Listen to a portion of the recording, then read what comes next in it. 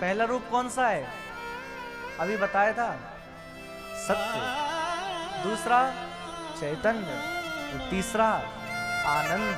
जब हम अपने ठाकुर जी को सत्य मान लेंगे, जब हम अपने ठाकुर जी को चैतन्य मान लेंगे, उसी दिन से ठाकुर जी हमें आनंद प्रदान करने लगेंगे। आनंद कहते किसको है? दो शब्द होते हैं, सुख और आनंद। सुख की एक लिमिट होती है। जैसे किसी को कोई व्यंजन बड़ा प्रिय है, एक खाएगा, दो खाएगा, चार खाएगा, पांच खाएगा, लेकिन फिर कहेगा भैया अब इसको मेरे सामने से हटा लो, नहीं तो मुझे वमन हो जाएगा, उल्टी हो जाएगी। क्या ये आनंद है? आनंद नहीं है, सुख है। क्योंकि सुख में लिमिट होती है। सुख धीरे धीरे जाकर खत्म हो जाता है, लेकिन आनंद हमेशा बढ़ता जाता है। आज पहला दिन है। आज जितना आनंद आएगा ना आपको,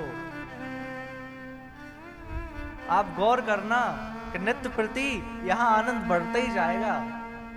दूसरे दिन, तीसरे दिन, चौथे दिन कृष्ण जन्म होगा, पांचवें दिन बाल लीलाएं होंगी, छठवें दिन बड़ा सुंदर विवाह होगा, तो यहां आनंद बढ़ना ही है। लेकिन सांसारिक वस्तु में आनंद कम होता है, वहां सुख रहता है, कम हो जाता है।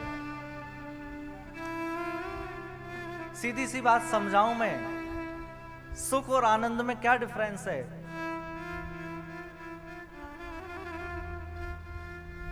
जो भी सुख हमें संसार से मिल रहा है ना, जो संसार की वस्तुओं से जो हमें वस्तु मिल रही है, उसको कहते हैं सुख। लेकिन जो हमें भगवान की ओर से मिलने लगे, वही आनंद कहलाता है। जैसे कहीं कोई नई मूवी लगी हो, नई फिल्म लगी हो, तो आप देखना पहले दिन जितनी भीड़ होती है ना, क्या उससे 8 दिन बाद उतनी भीड़ दिखेगी? नहीं दिखेगी। क्यों? क्योंकि वो सांसारिक है। लेकिन कथा में पहले दिन जितनी भीड़ होती है, उससे 7वें दिन कितनी कई गुना हो जाती है। क्यों? क्योंकि ये आनंद स्वरूप परमात्मा की कथा है। भगवान का तीसरा रूप है आनंद। भगवान के 3 रूप हैं, 3 कार्य हैं। भगवान करते क्या है? विश्वोत्पत्त्यादि हेतु, विश्व की उत्पत्ति करते हैं, विश्व का पालन करते हैं और विश्व का संहार कर देते हैं। भगवान के 3 गुण हैं। भगवान के गुण क्या हैं? तापत्रय विनाशाय। 3 प्रकार के ताप होते हैं, आदिदैहिक, आदिदैविक और भौतिक। 3 प्रकार के ताप होते हैं। जो इन तीनों प्रकार के तापों से जड़ से उन्मूलन कर दें। ऐसे समझिए, हम किसी ग्राउंड में गए, वहां हमने ऊपर से कोई घास काट दी कैंची से, तो क्या फिर वो बाद में नहीं बढ़ेगी? बढ़ जाएगी, क्योंकि हमने जड़ से नहीं निकाली है। और यदि हम उसको जड़ से निकाल देंगे तो क्या फिर बढ़ेगी? नहीं। इसी प्रकार भगवान हमारे तापों को काटते नहीं है, तापों का जड़ से उन्मूलन कर देते हैं, जड़ से निकाल देते हैं, फिर कभी ताप होगा ही नहीं। भगवान की शरण में आ जाएं। ऐसा नहीं है कि भक्तों को कभी दुख बीमारी नहीं होगी, भक्तों को कभी ताप नहीं होगा। कितने सारे भक्त हैं जिनको अपने जीवन में कितना ताप मिला है, कितना कष्ट मिला है। श्री तुलसीदास जी जन्म लेते से ही दुख मिलने लगे, और कितने सारे भक्तों की कथा हम सुनते हैं। तो ऐसा नहीं है कि भक्तों के जीवन में दुख नहीं आते, दुख सबके जीवन में आते हैं, लेकिन भगवान उन दुखों से होने वाली पीड़ा, उसका अनुभव नहीं होने देते। ऐसे समझिए, ये जो भक्ति है ना, ये एक तरह से एनेस्थीसिया का इंजेक्शन है। एनेस्थीसिया का इंजेक्शन आप सब जानते होंगे। तो ये एनेस्थीसिया का इंजेक्शन है, इसको लगाने के बाद फिर कुछ पता नहीं पड़ेगा। इसके बाद आप शरीर को काट दो, कुछ भी कर दो, इसका कष्ट आपको नहीं होगा। इसी प्रकार ये श्रीमद् भागवत है, ये भक्ति है।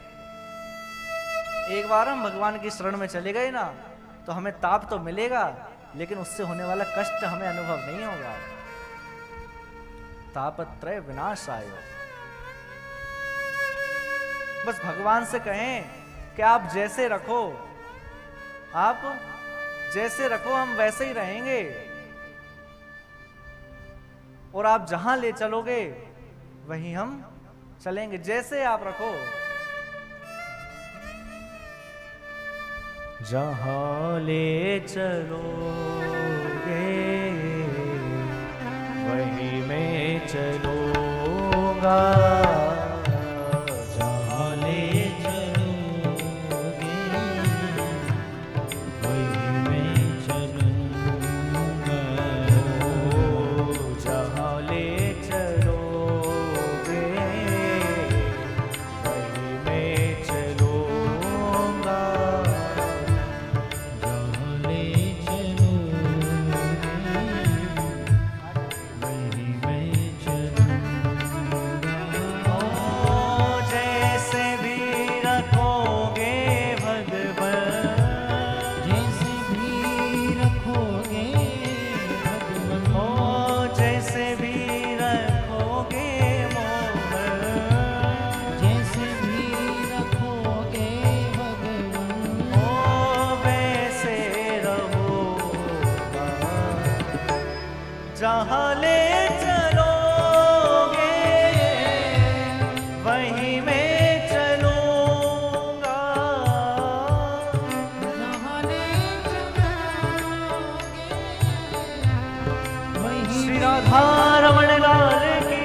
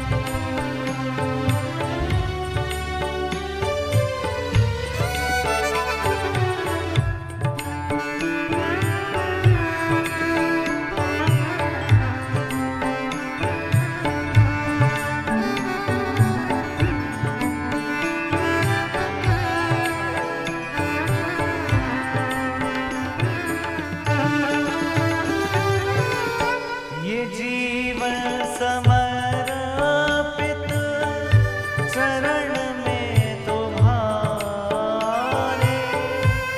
तुम ही मेरे सर्वस्व, तुम ही प्राण प्यारे। ये जीवन समर्पित शरण में तुम्हारे, तुम ही मेरे सर्वस्व,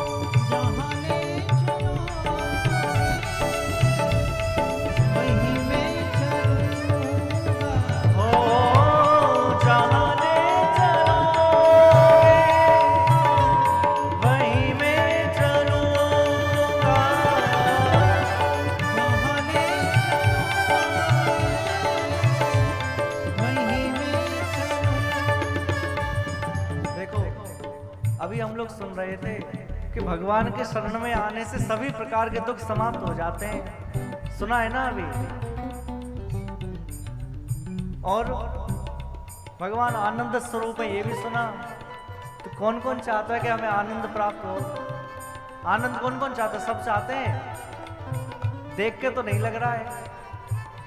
अरे ऐसे बैठे हैं आप लोग, वृंदावन की भूमि में बैठे हैं, खूब उत्साह से झूमते हुए सभी गाएं, जहां ले चलोगे वहीं मैं चलूंगा।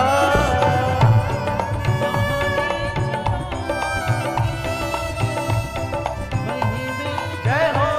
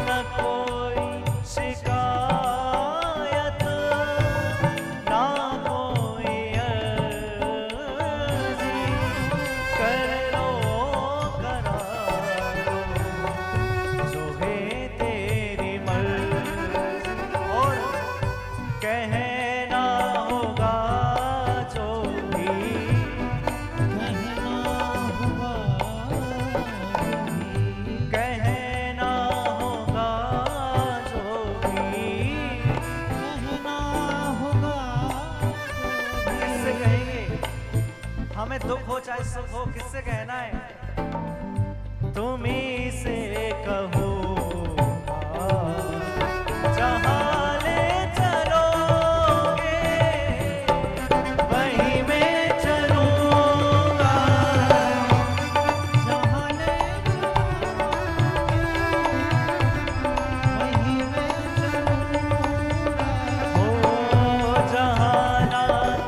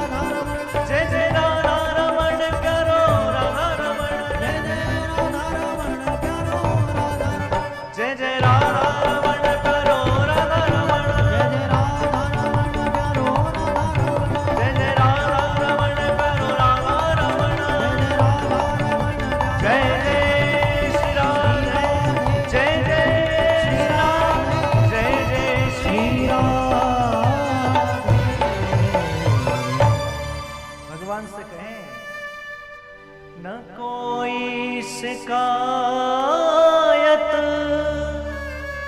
ना कोई अर्जी, कर लो करा लो जो है तेरी मर्जी, कहना होगा जो भी, कहना होगा जो भी, तुम्ही से कहूँगा जहाँ ले चलोगे मैं चलूँगा। श्री राधा रमण लाल के। ठाकुर जी के 3 रूप हैं, 3 कार्य हैं और 3 गुण हैं। ऐसे श्री कृष्ण चंद्र भगवान को, ऐसे श्री किशोरी जी को हम सब साष्टांग प्रणाम करते हैं। इसके बाद द्वितीय श्लोक में श्री सुखदेव जी का वंदन किया है। यम प्रव्रजत मनुपेतमपेत कृत्यम, द्वैपायनो विरह कातरया जुहावा, पुत्रेति तन्मयतया तरवो तो सर्वभूत हृदयो मुनिमान तोष। सुखदेव जी को वंदन किया है। नैमिषारण्य की धरा पर शौनकादिक 88,000 ऋषि विराजमान हैं और सूत जी से प्रश्न किया है। क्या प्रश्न पूछा है? अज्ञान ध्वंद विध्वंस कोटि सूर्य समप्रभा, सूता क्या ही कथा सारम मम कर्ण रसायन। हमने खूब पुराण सुन लिए, खूब कथाएं सुन ली, पर अब आप ऐसा बता दीजिए कि हमारा कल्याण कैसे होगा। कथा का सार सुना दीजिए। जितने भी पुराण हैं इन सब का सार क्या है और हम सबका कल्याण कैसे हो। एक बात मैं आप लोगों से पूछूं, कल्याण किसको कहते हैं? कल्याण इजिकल टू क्या कहते किसको है? कल्याण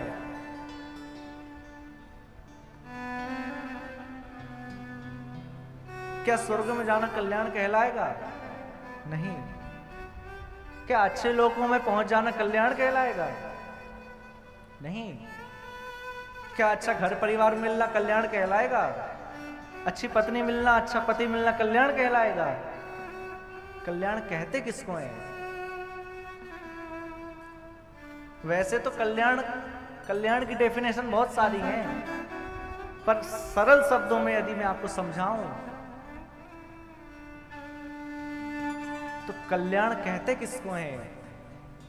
तो बोले कि भगवान जिसको पसंद कर लें, भगवान जिससे प्रसन्न हो जाएं, उसी को कल्याण कहते हैं। हम हरि के जन बन जाएं। इतने सारे लोग बैठे हैं, सब भगवान को खूब मानते हैं,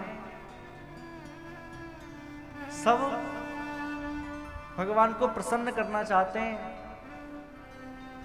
और सब भगवान को खूब पसंद करते हैं, लेकिन कल्याण किसमें है कि जब भगवान हमें पसंद करने लगे, भगवान हमें प्रसन्न करने की चेष्टा में लग जाए। कितने सारे भक्त हैं जिनको चाहते हैं कि मैं अपने भक्त को खुश कर लूं, उसको कल्याण कहते हैं। कल्याण के लिए बैठे हैं, प्रश्न किया है कि हम सबका कल्याण कैसे हो। सूत जी उत्तर दे रहे हैं। सूत जी कह रहे हैं ये जो श्रीमद् भागवत है ना, ये कैसी है? श्रेषाम यद् भवेत् श्रेय पावनानां च पावनम्, कृष्ण प्राप्ति करम शश्वत साधनो तद्वदाधुना। ये जो साधन है ना, ये साधारण सुख प्रदान नहीं करता, साधारण ऐश्वर्य प्रदान नहीं करता। मैंने प्रारंभ में कहा यह श्रीमद् भागवत साक्षात श्री कृष्ण को प्रदान कर देता है। कृष्ण प्राप्ति कर्म शाश्वत, भगवान की प्राप्ति हो जाती है। और सूत जी कह रहे हैं काल व्याल मुखग्रास त्रास निर्णास हेतवे श्रीमद् भागवतम शास्त्रम कलौ कीरेण भाषितम। प्रत्येक व्यक्ति को मृत्यु का भय लगा हुआ है। जितने भी व्यक्ति यहां बैठे हैं ना, जितने भी व्यक्ति संसार में हैं, उन सबको मृत्यु का भय लगा है। हम भले ही कहें कि हम मृत्यु से नहीं डरते, लेकिन कहीं से एक मक्खी आ जाए हमारी आंख की तरफ, तुरंत हमारी आंखें बंद हो जाएंगी। इस सभागार में मान लीजिए कहीं से कुछ मधुमक्खी आ जाएं या कोई ऐसा जीव आ जाए तो सब उठ उठ के भगेंगे। भले ही हम कहें कि मृत्यु से नहीं डरते, लेकिन मृत्यु का भय सबको व्याप्त है, सब मृत्यु से डरते हैं। और मृत्यु का डर कैसे खत्म होगा, मृत्यु का भय कैसे खत्म होगा? तो मृत्यु के भय को समाप्त करने वाला साधन ही है श्रीमद् भागवत। भक्तों को मृत्यु से भय नहीं लगता। संत तो कहते हैं कब मरहूं कब पाऊं पूर्ण परमानंद, कब हम मरेंगे और कब हम अपने भगवान को पाएंगे, उनको तो प्रतीक्षा रहती है। और कथा मनोरंजन का साधन नहीं है, कथा मनोमंथन का साधन है। ये महत्वपूर्ण नहीं है कि कथा कितने, यह महत्वपूर्ण नहीं है कि यहां कथा में कितने लोग बैठे हैं, इतने सारे लोग बैठे हैं, पर यह महत्वपूर्ण नहीं है कि कथा में कितने लोग बैठे हैं, यह महत्वपूर्ण है कि कथा कितने लोगों में बैठी है। कथा कितने लोगों में बैठ जाए यह महत्वपूर्ण है, सब में नहीं बैठती है। कथा मनोमंथन का साधन है। इसके बाद सूत जी ने कहा कि देखो ये जो श्रीमद् भागवत है ना, सप्ताह विधि से इसका श्रवण करना चाहिए। पहली बार किसने सप्ताह विधि से कथा का श्रवण किया? ये 7 दिनों में सुनने की परंपरा कहां से प्रारंभ हुई? तब सूत जी कह रहे हैं कि पहली बार सप्ताह विधि से शौनकादिक ऋषियों ने, पहली बार सनकादिकों ने सुनाई है और नारद जी ने सुनी है। तो 88,000 ऋषियों को आश्चर्य हुआ कि ना तो सनकादिक ज्यादा देर एक जगह ठहरते, ना नारद जी ठहरते, फिर दोनों ने 7 दिन तक एक जगह रहकर कैसे कथा श्रवण कर ली? आप हमें इसको विस्तार से बताइए। तब श्री सूत जी कह रहे हैं कि एक बार सनकादिक ऋषि चारों भाई वन में घूम रहे हैं बद्रीनाथ में, और देखा नारद जी बड़े चिंतातुर होकर आ रहे हैं, दौड़ते हुए आ रहे हैं। सनकादिकों ने पूछा आप इतने उदास क्यों हैं, आपका मुख लटका हुआ क्यों है? अरे आपका मुख तो ऐसे लटका है मानो किसी लोभी का धन चोरी हो गया हो। पर संतों का धन क्या होता है? संतों का धन तो केवल भगवान नाम होता है। पूछा कि आप उदास क्यों हैं? तब नारद जी ने संपूर्ण वृतांत बतलाया है कि मैं घूमते घूमते पृथ्वी पर पहुंचा, वहां जाकर क्या देखा कि जैसा पृथ्वी के बारे में सुना था उससे सब कुछ उल्टा पुल्टा है।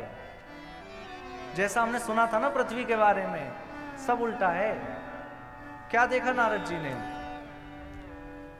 नारद जी ने देखा, नारद जी कहीं से गुजर रहे थे, पूछा भैया इतना शोर कहां से आ रहा है, इतना शोर कहां से आ रहा है? तो किसी ने कहा कि मोनी बाबा के आश्रम से आ रहा है। अब नाम तो है मोनी बाबा, लेकिन शोर आ रहा है। फिर थोड़ा आगे बढ़े, वहां जाकर पूछा भैया इतने सारे बालक किसके हैं? तो किसी ने बताया कि ये ब्रह्मचारी जी के बालक हैं। अब नाम क्या है? ब्रह्मचारी घूम रहे हैं, बालक। थोड़ा और आगे बढ़े, एक बड़ा सुंदर महल दिखा। ये किसका महल है? नारद जी पूछ रहे हैं, किसका महल है ये? बड़ा आलीशान, बड़ा सुंदर महल है। पूछा किसका महल है? तो कुछ लोगों ने बताया कि ये त्यागी जी का महल है। किसका? त्यागी जी। अब नाम तो है त्यागी, पैसे को छूते नहीं है, लेकिन चिमटा से उठाकर जेब में रख लेते हैं। जितना जो कुछ सुना था पृथ्वी के बारे में सब उल्टा है। और क्या कह रहे हैं नारद जी? सत्यम नास्ति तपः शौचम दया दानम न विद्यते। ना लोगों में सत्य रहा, बात बात पर झूठ बोलते हैं। और झूठ बोलने का सबसे बड़ा साधन क्या है आजकल? सबके हाथों में है। वो क्या है? झूठ बोलने का सबसे बड़ा साधन। किसी को फोन करो, सुबह उठा नहीं पाएगा और वापस लौटाए तो क्या कहेंगे? अरे महाराज जी हम क्या थोड़ा पूजा कर रहे थे, भले ही सो रहे हो, लेकिन कहेंगे महाराज जी हम थोड़ा पूजा में व्यस्त थे इसलिए फोन नहीं उठा पाए। किसी से पूछो आप कहाँ हो, तो होंगे कहीं, बताएंगे कहीं। तो झूठ बोलने का सबसे बड़ा साधन यह फोन है। लोगों में सत्य नहीं रहा, लोगों में तप भी नहीं रहा, और पवित्रता नहीं रही, दया नहीं रही, दान नहीं रहा। उदरम भरणो जीवा वराह का कूट भाषण। लोग उदर भरने में लगे हैं, केवल लोग केवल पेट भरने में लगे हैं। एक संत कह रहे थे कि देखो लोग आजकल के जो कलयुगी लोग हैं ना, वो पेट भरने में नहीं लगे, वो तो पेटी भरने में लगे। भले ही एक समय खाएंगे नहीं, लेकिन पेट ही भरना चाहिए।